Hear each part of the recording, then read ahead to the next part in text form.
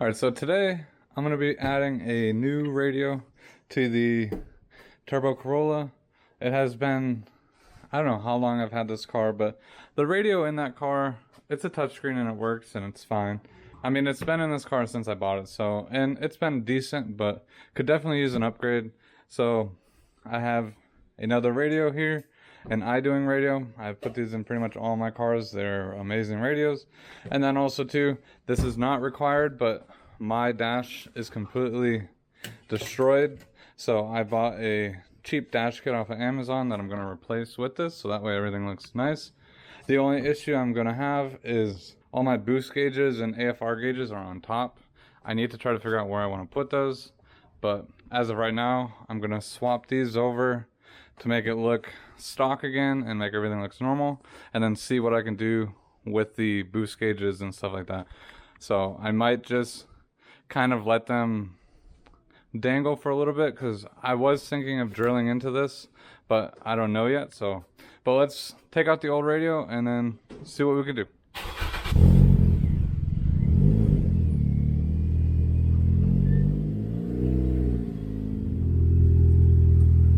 This is the radio I have in here. I'm not exactly sure even what brand this is, but it works okay. It does lag out sometimes and I've had to reset it, but overall it's not too bad, but it is a little slow. But one other big thing too is this catastrophe going on here. It has worked for me for the last couple months since I've put the turbo on this car, but I definitely would like to get this looking a lot nicer. So I got the new kit that I'm gonna put on here and the new radio. So let's take this all apart and then see what I can do. So, and like I said, trying to figure out exactly how I want to get this stuff mounted, whether or not I mount it right back to the plastic piece or I take it out and I mount it somewhere else, which I'm not sure yet, but we'll see when I start taking everything apart. I just popped these bottom pieces off. They pretty much just pull out and they'll pop off, and then you should be able to get access to these. But these top ones are known to break, so just be careful if you are changing these out on your car. But you kind of just pry up a little bit. It might help if you got a pry tool as well, but mine are broken, so I'm not really going to care about them. And then you pop all these off. Your AC controls, or I'm sorry, your air vents should pop right off. You'll have to pull out your hazard switch, and then these will come out. I'm going to have to swap my button over to the new one, but if you are reusing yours, you don't have to worry about anything. And then if you have the stock radio, there will be 4 bolts holding both of them on. If you have an aftermarket radio like this one, it's just held in by clips, and then you can pull it right out. As of right now, mine is a complete mess behind here. I definitely need to try to clean this up just a little bit, so that way I have room for everything and try to stay organized. But all these gauges and stuff require so much wiring, and there's a lot of excess wiring that I need to try to tuck back and get it out of here. But I'm going to try to organize all this. And also too, my power wires are tapped into the radio harness wire here. And I don't think the new radio utilizes the same harness, so I'm going to have to try to find a new place to splice it. But I'll dig into this and I'll show you guys what I'm ended up doing. Looking at the iDoing radio, the radio comes with pretty much all the harnesses you'll need, pry tools, and then the radio itself. So this radio, this is another reason why I'm going to need to try to clear out some more space, because this has a much bigger amplifier, I guess you could say, or a receiver than the other one. So this does take up a lot more space. So I'm going to try to figure out what I need to do, and then we'll get all this wired and have a brand new radio. Alright, and also before I get any farther into the video, I just want to give a shout out to 3D Mats for wanting to sponsor the channel and be a partner for the channel. They have amazing mats. I've been using them in literally all my cars for the last like 5 or 6 years, and they are amazing. So if you guys want to pick up a set for your Corolla, any car that you have, they are amazing. Like my Corolla ones, I've had these for like 3 or 4 years, and they still look practically brand new if I just give them a nice wipe down with a rag. So if you guys are interested, I'll put a discount code down below to save you guys a little bit of money. But with all that being said, let's continue on the video. All right, so I've pretty much taken everything apart that deals with the radio, AC, and also my other gauges here. And all it does is just look like a complete mess. So I gotta really try to unzip tie some of this stuff and try to tuck as much of the stuff I can underneath, so that way it gives myself as much room as possible. So really, that's all I'm gonna be doing for this probably next 20-30 minutes, is just trying to organize the wires. And once I get that all organized, then we should be able to try to slide the radio in and get everything all buttoned up. But really, I just got to try to optimize some of the space here, because there is a lot of wires coming through the radio portion of this. So I think I got it all somewhat cleaned up, even though majority of the wires are now down at my feet. But I think it'll be easier to try to tuck them back up rather than keep them in here than try to tuck them down.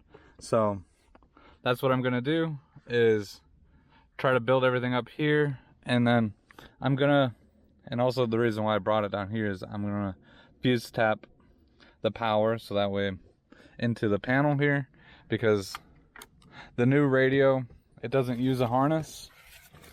Majority of the plugs plug straight in from the radio here to the back of here, which is actually kind of nice. Makes it like an OEM thing without having to have the additional harness and wires. So I'm gonna put the radio in, get everything else buttoned up with my AC controls, everything, and then I gotta figure out what I'm gonna do here, because I gotta put some type of hole there to feed all these wires through. I'll try to figure that out too, just so that way I can feed the wires here. And I also have another gauge pod too that I'm gonna throw in here. It's an OBD2 one that plugs straight into the OBD2. That way it can read codes and display other things that the car parameters have as well. So this is pretty much a whole video of just me trying to stay organized and get this radio in and clean up all my wiring here. Because when I did the turbo, I don't want to say I did it half-assed, but I just quickly hurried up and did all the electronic side of things, and I didn't really think about trying to deal with the radio and all that other stuff too.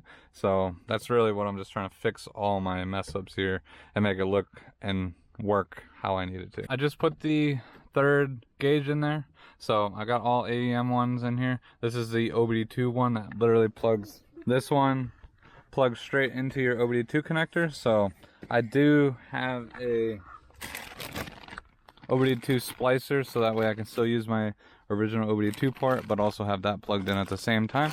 So I'm gonna splice that in as well with all the rest of these wires. So, but now that I got everything pretty much pre-wired, let's get everything all put back together and make sure everything is working and wired up.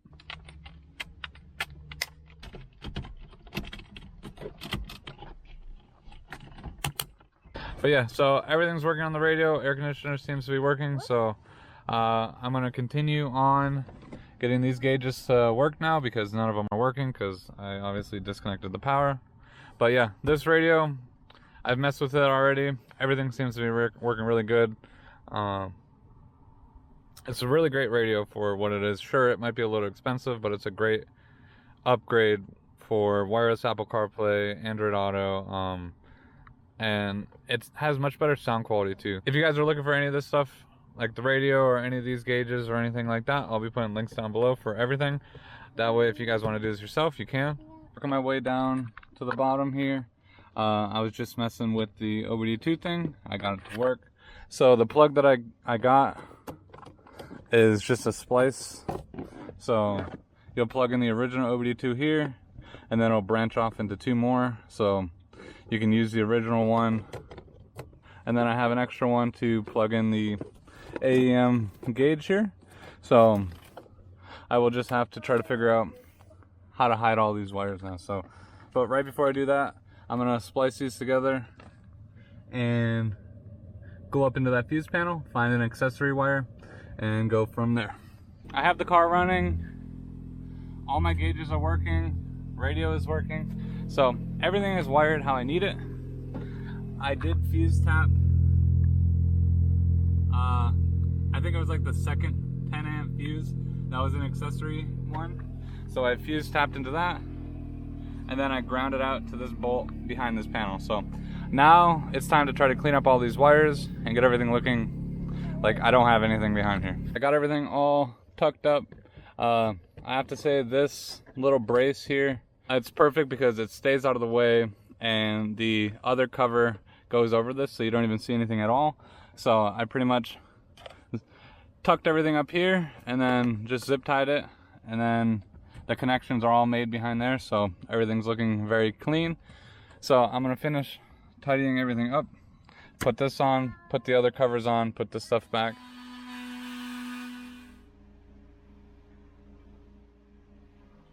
I got everything all put back together. I got the bezel on, got the new vent piece up top with the hazards, everything working good. I did have to cut this to allow some wires to go through, so there's a small little notch that I notched out just so I can run some wires. I'm still debating on how I want to mount this. Right now it's a little loose. I might just try to use a little double-sided tape just for now, just to keep it together where I need it to be, but I don't know if I want to try to drill it into here or mount it straight to the dash. I'm still a little bit undecided on that, so I'm just going to kind of leave it as is and just try to mount it with some tape. But this dash kit, it fits, but it fits very tight, so just something to keep in mind if you guys ever have to replace this. It is nice now, super clean, everything looks good, but I just kind of wanted to go over some of the features on this radio too if you guys are a little interested in getting this. So I'm going to take this off. It's like a brand new radio now.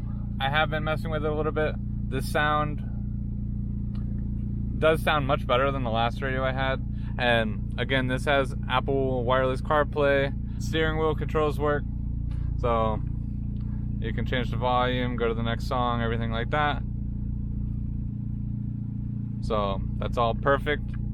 There's Bluetooth, everything like that. But like I said, to me, I just want Apple CarPlay and this works perfect. So if you guys are interested, I will put all this stuff down below. But finally, after having this car for a good 6 months or 7 months or something like that, I finally got the dash all together, upgraded the radio, everything sounds good. So with all that being said, thank you guys so much for watching. If you guys are new, don't forget to subscribe to the channel, smash that like button, and I'll see you guys next time.